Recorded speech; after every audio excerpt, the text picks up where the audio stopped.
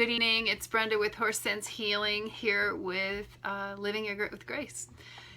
I've been pondering saying no. So have you ever found yourself saying yes and everything inside of you goes, no, I don't want to, no, I don't want to. Maybe not just more than once, but maybe it's a habit. You know, we're often born into the helping and healing and helping people, being of service to others, and that's what fills us up.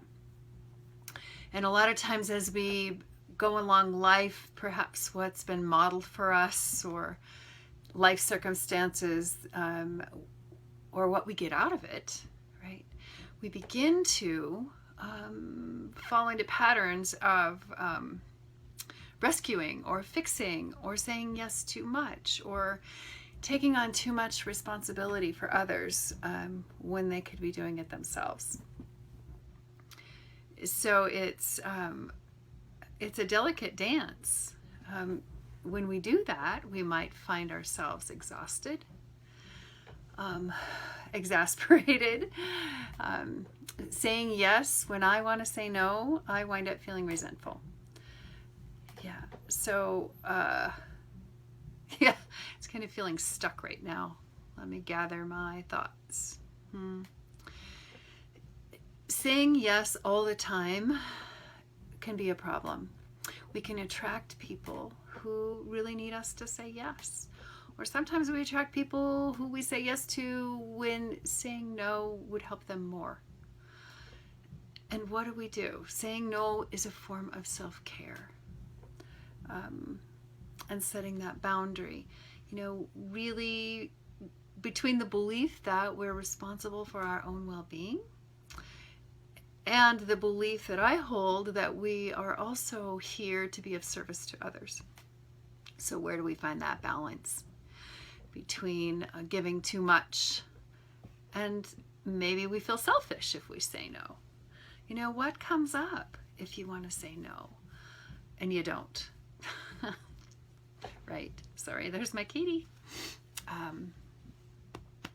Yeah, if I say no, I might feel pressure to say yes. I might feel guilty. I might feel like I'm being selfish. I might worry about what the other person's going to think of me. Are they going to think that I'm selfish, or are they going to reject me? What comes up for you if you say no? If you think about saying no? I work with a lot of people, especially women and teens, where saying no is really tough. They've grown up perhaps with the belief that they can't say no, or they don't have a voice. And to set that boundary is very painful, very painful. But what happens if we don't? Living with resentment is tough. So what is it? If you're giving too much, what is it in it? What is it for you? What happens for you if you're giving too much, if you're saying no too much? We might start to feel taken advantage of. And what is it if we say yes to the person? Or maybe it's a frequent flyer, right? Always asking for help, or always asking for something. Usually it's in our personal lives. For myself, it's easier professionally to set a boundary than it has been in my personal life. Someone's always needing something. And when that happens, we have little left for ourselves.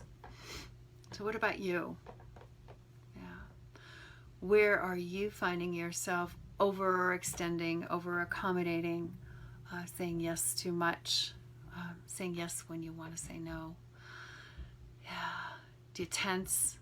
If someone calls you and said, hey, I really need a ride to the doctor's office, and you're 20 miles out and you have 10 things to do that day, what happens for you?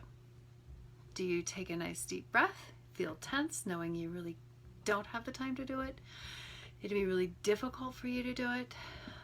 What do you have to give up to do it? What do you do? Do you take a nice deep breath, clench your jaw, and say, yeah, sure, I'll find a way? Then how do you feel about yourself? It's a delicate dance.